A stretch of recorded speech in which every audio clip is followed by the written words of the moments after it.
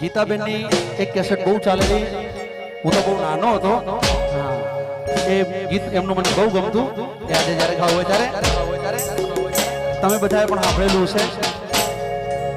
ઓ સોકડી share ઓમ મળ્યા પરણાજી, સોકડી share ઓમ મળ્યા પરણાજી, મોઢેરા માતને મરડો પરણાજી.